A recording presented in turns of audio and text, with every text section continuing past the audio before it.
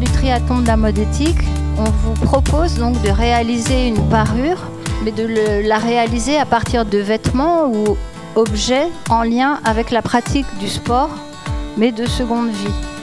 Là, vous allez vivre un challenge, un concours, et j'espère que de ce challenge ressortira aussi cette envie de communiquer auprès des plus jeunes sur la manière de concevoir un produit dans son cycle de vie. Juste un petit chiffre, chaque Français achète à peu près une dizaine de kilos de vêtements par an. Il y a aussi un enjeu de recyclage. Aujourd'hui, on n'en recycle qu'un seul tiers. Donc vous voyez, il y a beaucoup de marge de manœuvre, il faut vraiment les activer, à la fois sur la création, à la fois sur l'emploi, le réemploi, le recyclage, la réparation. Et c'est important d'être créatif par rapport à ces axes-là. Vous êtes soit élève en CAP, ça va jusqu'au bachelor, donc ça va être vraiment intéressant de voir comment vous allez travailler et ce que vous allez produire. Et je suis très contente de vous accueillir et j'ai envie de dire, comme c'est un concours, que le meilleur gagne. Bon triathlon à toutes et tous. À vos marques, prêts, recyclés.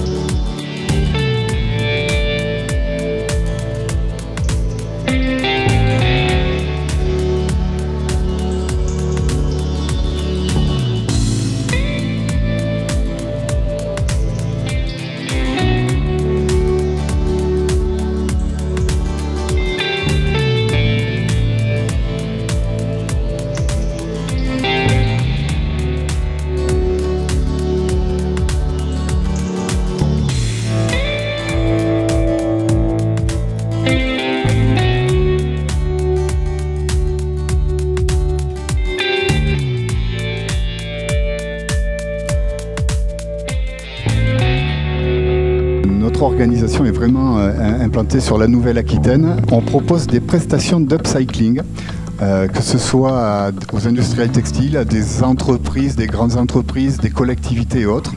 On propose en fait d'identifier leurs déchets textiles et on trouve des solutions design pour pouvoir le transformer en un nouvel article, leur donner une seconde vie.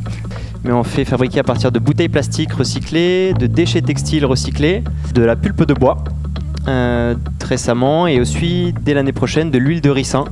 Donc voilà, on arrive avec des matériaux un peu végétaux qui changent complètement du polyester et du polyamide dont on a l'habitude. Je récupère le cuir usagé, les cuirs qu'on appelle post-consommation, donc canapé, vêtements, sacs. Et je récupère l'intégralité de ce que je peux récupérer, y compris la bouclerie, etc., pour refaire des accessoires de maroquinerie. Et donc je suis la fondatrice des chaussettes Orpheline, qui c'est une marque de produits recyclés, fabriqués à partir des chaussettes. Tout ce que vous voyez réalisé avec ces fils recyclés. Et donc il y a 2 ans, j'ai décidé de quitter mon poste de responsable de collection pour me lancer dans l'entreprise à impact et essayer de faire bouger les lignes en recyclant des filets de pêche pour en créer le textile de demain.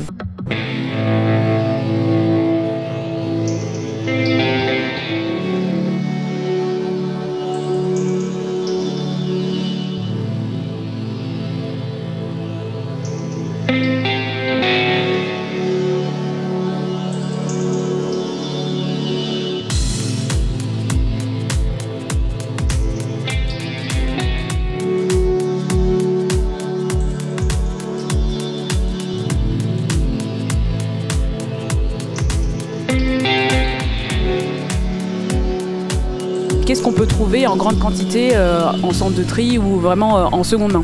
Et en fait, finalement, c'est vraiment le jean qu'on retrouve en très grande quantité. Écologiquement parlant, c'est une matière qui est une catastrophe à produire. Et du coup, on s'est dit, on va partir sur le jean, c'est ce qui est le plus sensé pour nous. Alors, qu'est-ce que c'est la fin de vie d'une combinaison? C'est à partir du moment où elle ne rend plus son rôle d'isolant, mais c'est un produit, quand il est arrivé en fin de vie, il va dans les bacs, il va dans les déchetteries. Et donc voilà, l'idée c'était de pouvoir donner un accès à la réparation technique partout en France.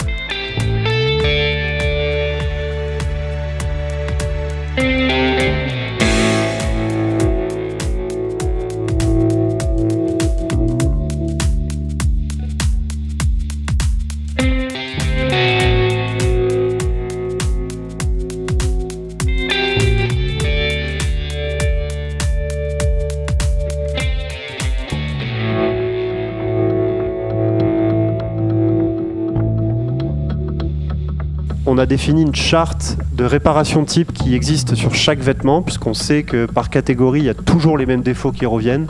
Les cols jaunes, les aisselles jaunies, ça se déforme, les trous, les zips qui cassent et ainsi de suite. Et on est vraiment allé créer des cahiers des charges de revalorisation qui permettent comme ça qu'à l'atelier, on puisse travailler par collection, à la chaîne et de manière plus industrielle, donc pour réparer nos différents vêtements. Moi, je suis persuadé que le nerf de la guerre demain, et on le voit dans toute l'économie circulaire qui est en train vraiment de se développer à grande échelle, ça va être ça, ça va être ceux qui vont réussir, c'est ceux qui vont réussir à retravailler les matières d'aujourd'hui pour demain, puisqu'on ne va plus pouvoir produire de nouvelles matières comme on en produit aujourd'hui.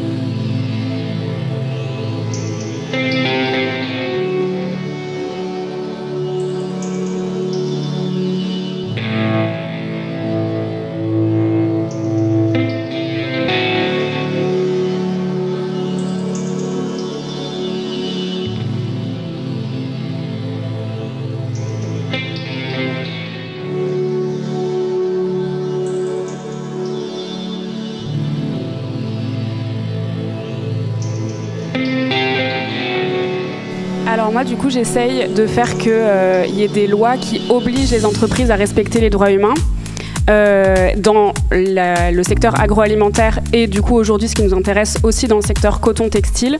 Donc en ce moment, je travaille beaucoup sur une loi qui va arriver au niveau de l'Union européenne qui obligera les entreprises qui veulent vendre des produits de tous les secteurs sur le marché européen à prouver qu'elles respectent les droits humains et l'environnement dans toute leur chaîne d'approvisionnement jusqu'à la matière première.